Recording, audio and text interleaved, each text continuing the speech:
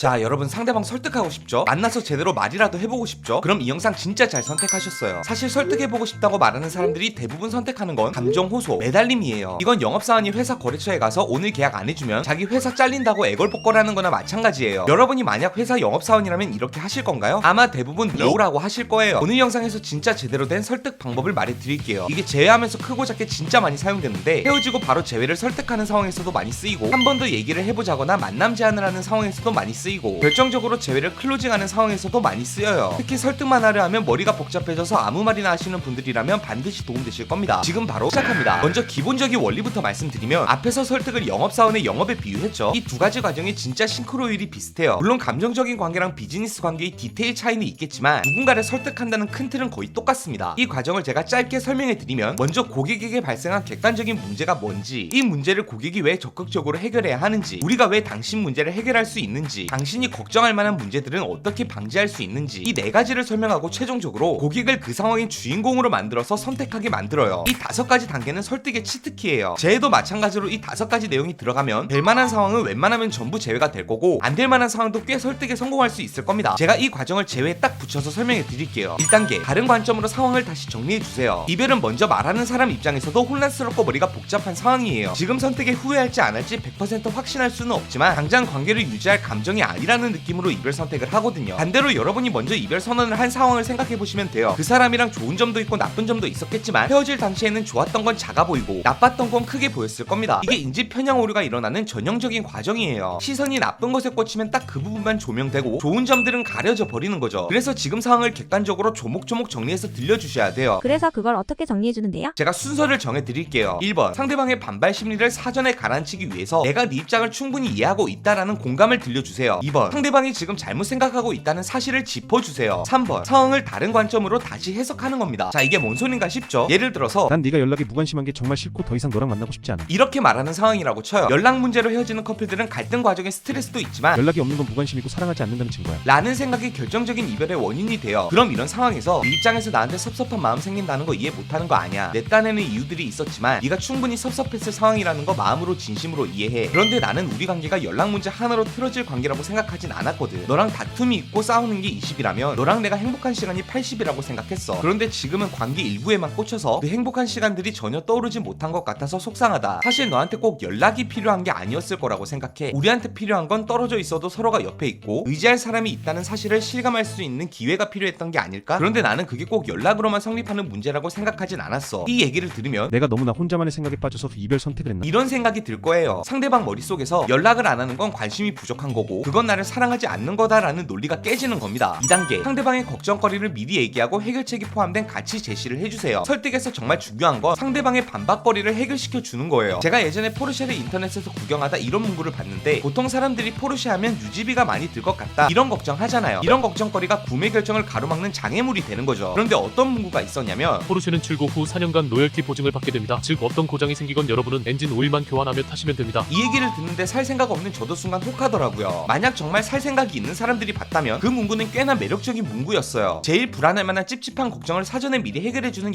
얘기였으니까요. 재회를 설득하는 과정도 똑같습니다. 상대방의 걱정을 내가 먼저 언급하고 사전에 해결해주는 스토리가 필요해요. 예를 들어서 앞에 나온 연락 문제라면, 연락 문제로 계속 스트레스 받을 상황이 무서워. 나한테 관심이 없어서 그랬던 것 같은데 상처받는 거 아닐까? 한번 헤어지자는 말이 나왔는데 결국 헤어지지 않을까? 이런 걱정거리들이 대표적일 겁니다. 이 문제들에 대해서 우리가 먼저 언급해서 해결해줘야 돼요. 물론 연락 문제에 대해서 내 입장이 예전이랑 똑같다는 건 아니야. 내 입장에선 연락보다 서로 어떤 의미가 있는지가 더 중요하다고 생각하지만 네가 스트레스를 받는다는 걸 알았으니까 신경 쓸 거야. 다른 것보다 내가 하루에 너를 얼마나 생각하고 보고 싶어 하는지 많이 들려줄게. 만약 일 때문에 연락이 늦어진다 하더라도 네가 외롭고 혼자 있다는 느낌을 주지 않을 거야. 그런데 알아줬으면 좋겠는 게, 지금 내 환경상 연락을 신경 쓰려면 나도 일상 정리가 돼야 해. 그래도 내가 해내려는 건 내가 사랑하는 사람한테 노력하고 있다는 걸 알아줬으면 좋겠어. 적어도 너한테 무관심하고 마음이 부족한 거라 생각하지 말아줬으면 좋겠어. 그런 생각은 나한텐 너무 속상할 것 같아. 그리고 이런 일이 우리한테 결국 한 번은 있었어야 됐다고 생각해. 그동안 이런 갈등 없이 서로를 맞춘다고만 생각했지 이런 대화는 한 번도 해본 적이 없었던 것 같아. 이런 얘기가 나온 게 오히려 서로 생긴 앙금을 씻어내는 계기가 될 수 있다고 생각해. 이 3가지 이야기들로 사전에 걱정거리를 해결해주는 것과 동시에 앞으로 어떻게 상대방을 만족시켜줄지 구체적인 이미지를 머릿속에 그려주는 거예요. 아, 이때 중요한 게 단순히 노력해보겠다, 앞으로 잘하겠다 이런 뜬구름 잡는 얘기는 절대 하시면 안 돼요. 이런 뜬구름 잡는 얘기는 부정적인 생각을 떠오르게 만들어요. 듣자마자 명쾌하게 이해할 수 있도록 직접적이고 구체적인 해결책을 설득을 들려주셔야 돼요. 설득의 핵심은 상대방이 부정적인 생각에 빠질 틈을 안 주는 겁니다. 3단계, 상대방을 상황의 주인공으로 만들고 의미 있는 선택을 하도록 만드세요. 인류 영업사원들과 삼류 영업사원들의 가장 큰 차이는 고객이 선택하게 만드느냐 아니면 마지못해 수락하게 만드냐에 있어요. 인류 영업사원들은 고객을 그 상황의 주인공으로 만들어서 고객의 선택을 의미 있고 뜻깊은 결단으로 만들어줘요. 반대로 삼류 영업사원들은 화려한 언변으로 자기가 주인공이 돼서 고객이 내 제안을 수락하게 만들어요. 이 두 가지가 큰 차이가 없어 보이지만 사실 엄청 큰 차이가 있습니다. 고객을 주인공으로 만들면 고객은 올바른 선택을 해야 한다는 보이지 않는 압박감이 생겨요. 선택을 하지 않으면 내가 짠돌이처럼 되거나 옳은 선택을 못하는 사람처럼 보이게 되는 거예요. 그래서 고급 외제차 딜러들이 자주 하는 말이 저희 차의 안정성은 익히 아시는 것처럼 가족분들의 안전을 책임질 수 있습니다. 라는 얘기를 하는 거예요. 이 말을 듣고도 선택을 하지 않으면 가족들의 안전을 신경 쓰지 않는 사람이 되는 느낌이거든요. 이걸 제외에 어떻게 활용할 수 있냐면 대회를 선택하지 않는 게 성숙하지 못한 것이라는 분위기를 만들고 내가 원하는 선택지에 긍정적인 의미를 더 씌우고 선택권을 상대방에게 떠넘기세요. 먼저 말하고 싶은 건 네가 어떤 선택을 하건 나는 그 선택을 존중해. 그런데 먼저 생각해 봐줬으면 하는 건 시작할 때는 정말 깊게 고민하고 시작한 관계라고 생각하는데 이별은 같이 보낸 시간, 서로의 의미, 이때까지 함께 이룬 것들은 가려지고 짧은 시간 동안 느껴진 나쁜 감정에 따라 결정된 게 아닌가 싶다. 나는 우리 시작이 신중했듯이 끝도 신중한 관계였으면 좋겠어. 그게 설령 끝나더라도 시간이 지나서 서로한테 나쁜 기억이 아니라 같이 최선을 다했고 행복하게 지내다 끝마무리도 잘 보낸 사람으로 남는 의미 있는 일이 되지 않을까? 서로 기싸움만 하고 마음 터놓고 얘기 못 해봤잖아. 그 시간이 우리한테 남아있길 바래. 네가 결정할 일이라고 생각해. 여러분이 듣기에도 왠지 이별을 선택하면 나쁜 짓을 하는 것 같다라는 느낌 드시죠? 근데 이렇게 말한다고 돌아올까요? 물론 제외의 100% 무조건 절대라는 건 없어요. 하지만 오늘 얘기는 상대방의 이별을 다시 한번 고민하고 제외를 선택하게 만들 수 있는 가장 좋은 방법이 될 겁니다. 자, 여러분 여기까지 제외 설득 클로징 대화법 배워봤는데 이렇게 설득할 때 중요한 게 뭐냐면 상대방은 언제든지 거절할 수 있다라는 거예요. 저는 설득이 꼭 상호간 대화를 하는 과정이라고 생각하지 않아요. 우리가 어떤 연설 같은 걸 듣다 보면 처음엔 삐딱하게 생각하다가 듣다 보니 설득되는 경우도 있죠. 나랑 의견이 다른 사람들을 설득할 때는 티키타카로 대화를 하다 보면 내가 하고 싶은 말을 잘 못하고 끝나는 경우가 많아요. 그래서 영업사원들 중에선 고객의 거절 신호를 일부러 못 알아듣는 척하는 경우도 많거든요. 여러분이 제외를 설득할 때도 똑같습니다. 이별한 상대방은 당연히 부정적일 수밖에 없어요. 그런데 그런 거절 반응을 일일이 신경 쓴다? 이건 준비한 얘기도 다 못하고 상황이 끝나는 겁니다. 설득을 할 때는 마인드가 결과 중심적이어선 안 돼요. 우선 내가 준비한 말은 전부 깔끔하게 잘 전달한다. 이렇게 과정 중심적이어야 하는 겁니다. 오늘 얘기는 꼭 이별 직후에 상대방을 설득하는 것에만 쓰이는 게 아니니까 크고 작은 상황에서 여러 가지로 응용해서 꼭 사용해 보세요. 오늘 영상 도움되셨다면 연애언어TV를 구독하시고 영상 설명란과 댓글에서 제외 전자책도 무료로 나눠드리고 있으니까 꼭 받아보세요. 그럼 오늘도 행복한 연애 하세요.